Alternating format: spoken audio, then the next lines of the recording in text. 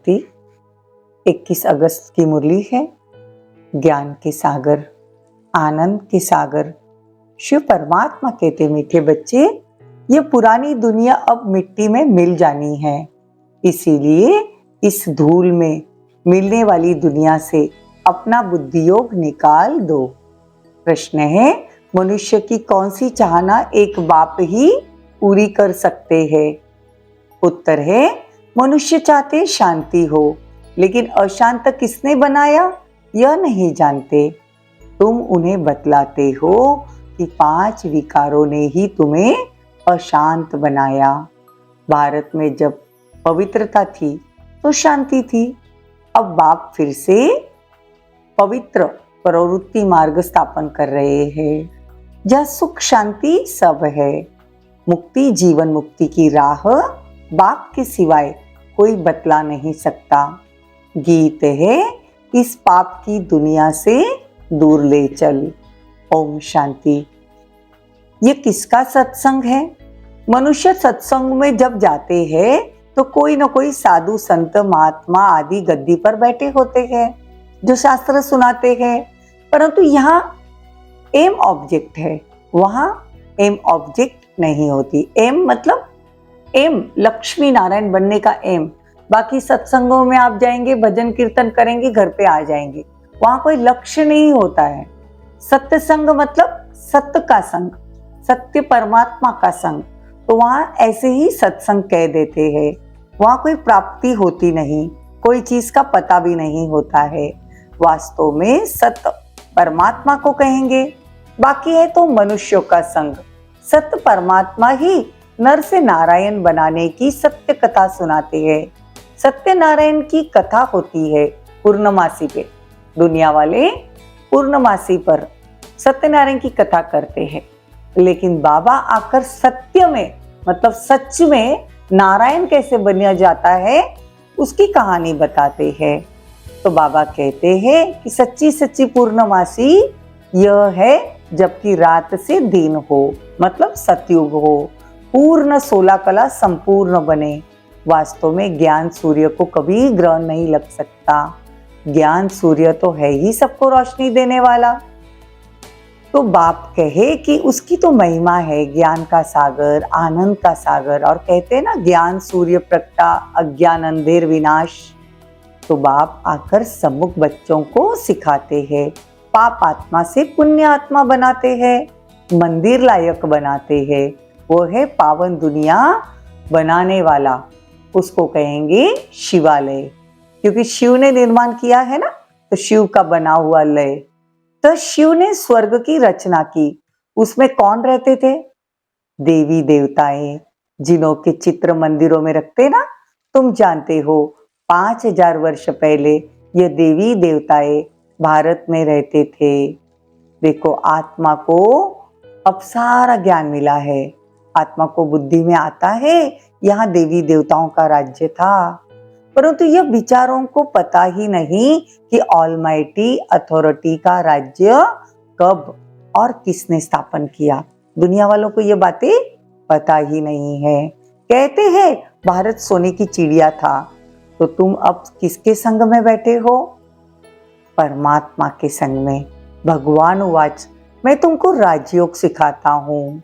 तुम बच्चों की बुद्धि का ताला अब खुल गया है। जानते हो, इतनी सारी पुरानी दुनिया मिट्टी में मिल जानी है। तो बाप आए ही है शांति स्थापन करने, सब बच्चों की मनोकामनाएं पूर्ण करने। देखो, दुनिया वालों से पूछ सकते हो कि तुमको अशांत किसने बनाया? कुछ बता नहीं सकते कि इन 5 विकारों ने बनाया अशांत। भारत में शांति तब थी जब पवित्रता थी। पवित्र प्रवृत्ति मार्ग में ही मनुष्य बहुत खुश थे। लक्ष्मी नारायण प्रवृत्ति मार्ग के थे, सन्यासी लोग निवृत्ति मार्ग के होते हैं। तो भगवान आकर प्रवृत्ति मार्ग निर्माण करने वाला है, न कि निवृत्ति मार्ग। तो लक्ष्मी नारायण, राम सीता, ये सब प्रवृत्ति मार्ग के थे, लेकिन प्रवृत्ति कैसी रहती थी उनकी? पवित्र। अभी क्या हो गया है?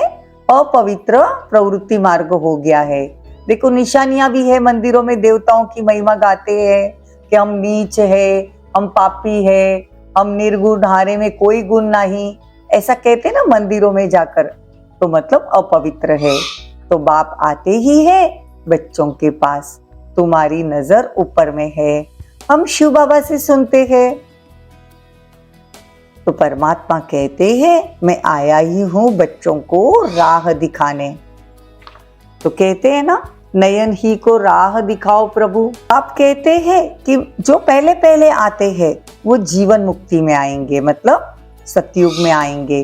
तो पीछे जीवन मुक्ति से जीवन बंध में तुम आते ही हो। बच्चे जानते हैं पवित्रता सुख शांति है ही सतयुग में, जबकि एक राज्य होता है उसको ही अद्वैत राज्य कहते। अद्वैत मतलब, द्वैत मतलब दो, अद्वैत मतलब एक। तो सतयुग में एक धर्म एक राज्य की स्थापना होती है। फिर द्वैत राज्य द्वापर से शुरू होता है, उसको डेविल राज्य कहेंगे। अद्वैत राज्य में रावण राज्य होता है। तो पहले एक धर्म था, तो अभी अनेक धर्म हो गए हैं। बच्चे इस सारे सृष्टि को अच्छी रीति समझते हैं और हमारा एम ऑब्जेक्ट क्या है वो भी समझते हैं। तुम बच्चे जानते हो इस झाड़ का बीज रूप परमात्मा ऊपर में है। भारत आजकल नई दुनिया चाहता है, नया भारत चाहता है। तो वर्ल्ड ऑलमाइटी अथॉरिटी राज्य बाबा स्थापन करने आए हैं, जिसको देवी देवताओं का राज्य कहेंगे। तो बाप खुद कहते हैं कि मैं कल्प कल्प आता हूँ। कल्प मतलब 5000 साल, हर 5000 साल के बाद मैं आता हूँ, आकर इस भारत को स्वर्ग बनाता हूँ। आधा कल्प बाद तुम वह राज्य भाग्य गवा देते हो। मतलब सतयुग त्रेता के बाद हमारी जो भी प्रॉपर्टी है, हमारा जो भी राज्य है, हम गवा देते हैं, क्योंकि हम वाम मार्ग में चले जाते हैं, अपवित्र बनते हैं, खुद को आत्मा समझना भूल जाते हैं। तो बाप कहते हैं माया से हार खा लेते हो। मन से हारे हार की बात नहीं है, मन तो बिल्कुल घोड़ा बन जाता है। माया मन को उड़ा देती है। तो माया भी कहती है वाह, हमारी सेना से कोई वहां कैसे जा सकता है। तो अच्छे अच्छे महारथी को भी जीत लेती है। तुम्हारी माया के साथ युद्ध है। आधा कल्प माया का राज्य था ना, तो हम बाप के बने हैं तो मन को उड़ा लेती है। तो अब तुम बच्चों की बुद्धि में है कि हम सो देवी देवता थे। तुम बाबा को कहते हो कि बाबा आकर हमको ज्ञान का तीसरा नेत्र दो। बाबा ने आकर ज्ञान का तीसरा नेत्र दिया ना। तुम भी नयनहीन थे। इन आंखों की बात नहीं है, ये ज्ञान के दिव्य चक्षु की बात है। आत्मा तो अपने बाप को भूल गई है। तो बाप आकर ज्ञान का तीसरा नेत्र खोल देते हैं, वो फिर देवताओं का तीसरा नेत्र दिखाते हैं। बाबा आकर कहते हैं कि बच्चे तुम आत्मा हो, ये ज्ञान हमको दिया, तो ये तीसरा नेत्र बाबा ने हमारा खोल दिया। तो बाबा कहे कि बच्चे सतयुग में तो ये ज्ञान होता नहीं। अगर सतयुग में पता चले कि हम आगे गिरने वाले हैं, तो ये राज्य भाग्य की खुशी न रहे। ये नॉलेज तो अभी के लिए है। तुम मीठे मीठे सिकिलदे लाडले बच्चे जानते हो कि हम बाबा के पास 5000 वर्ष के बाद आए हैं, फिर से अपना राज्य भाग्य लेने।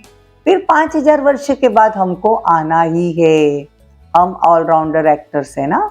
हम सो देवता बनते, फिर हम सो क्षत्रिय, फिर हम सो वैश्य शूद्र, फिर ब्राह्मण। तो यह ज्ञान किसको भी नहीं है। देखो गीता पाठशाला माना भगवान की पाठशाला। भगवान उवाच, उन लोगों ने फिर कृष्ण का नाम डाल दिया। देखो फिर कृष्ण को भी कितने कलंक लगा दिए। कहते हैं इन्हों को इतने बच्चे थे, इतनी रानियां थी। बाबा कहते हैं ये सब बातें ड्रामा में नोंद है, नथिंग न्यू। ऐसी भट्टी जरूर बननी है। बाबा ने पहले भी समझाया है कि अभी तुम बच्चों को बुद्धि में है कि हमारे सामने कौन बैठा है। शिव के मंदिर के आगे बैल रख दिया, बैल पर मनुष्य बैठेगा क्या? निराकार शिव कैसे बैठेंगे? तो शिव शंकर को बिठा दिया। कुछ भी समझते नहीं है, सब बुद्धिहीन अंधे है। तो प्रजा का प्रजा पर राज्य है। देखो पहले राजा का राज्य रहता था, तो कोई कड़ा विकर्म करे तो सजा भी दी जाती थी।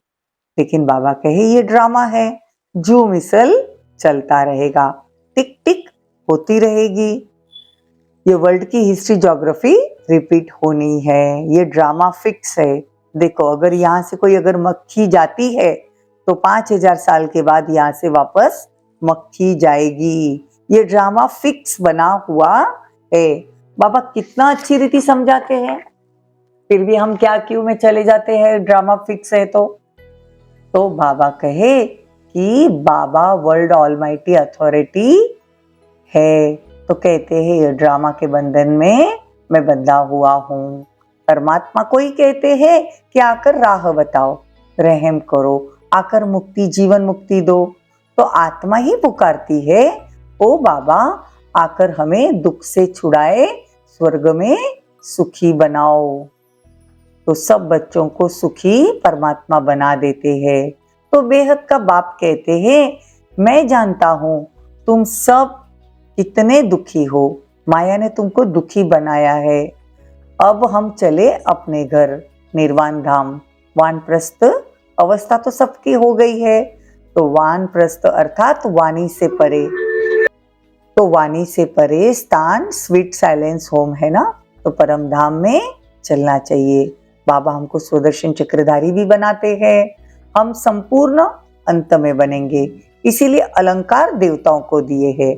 देवताओं को जो ये अलंकार दिए हैं ना, स्वदर्शन चक्रधारी, गदा, चक्र, पद्म, ये सब जो अलंकार है वो ब्राह्मणों के हैं, लेकिन संपूर्ण नहीं बना इसलिए दे नहीं सकते। तो तुमको अलंकार शोभते भी नहीं है, देवताएं संपूर्ण है इसलिए उन्हों को दे दिया है। अच्छा, मीठे मीठे सिकिलदे बच्चों प्रति माता पिता बाप दादा का याद प्यार और गुड मॉर्निंग। रूहानी बाप की रूहानी बच्चों को नमस्ते। हम रूहानी बच्चों की रूहानी माता पिता बाप दादा को याद प्यार, गुड मॉर्निंग, नमस्ते, थैंक यू, बहुत बहुत शुक्रिया। धारणा के लिए मुख्य सार, बेहद ड्रामा के राज को बुद्धि में रख नथिंग न्यू का पाठ पक्का करना है। वाणी से परे रहना है, वानप्रस्थ अवस्था में जाना है, माया दुश्मन पर जीत पानी है, सर्वशक्तिवान बाप से शक्ति लेनी है। ज्ञान नयनहीन को, मतलब जो ज्ञान है ये नयनहीन आत्माएं जो है उनको ज्ञान का तीसरा नेत्र देना है, वरदान। मन को अमन व दमन करने के बजाय सुमन बनाने वाले दुरानदेशी भव। देखो भक्ति में भक्त लोग कितनी मेहनत करते हैं, प्राणायाम चढ़ाते हैं, मन को अमन करते हैं। आप सबने मन को सिर्फ एक बाप की तरफ लगा दिया, बिजी कर दिया, बस मन को दमन नहीं किया, सुमन बनाया ना, तो अभी आपका मन श्रेष्ठ संकल्प करता है, इसलिए सुमन है। मन का भटकना बंद हो गया, ठिकाना मिल गया, तो आदि मध्य अंत तीनों काल को जान लिया, तो दुरानदेशी विशाल बुद्धि बन गए, इसलिए मेहनत से छूट गए। स्लोगन, जो सदा खुशी की खुराक खाते हैं वे सदा तंदुरुस्त और खुशनुमा रहते हैं। ओम शांति, ओम शांति।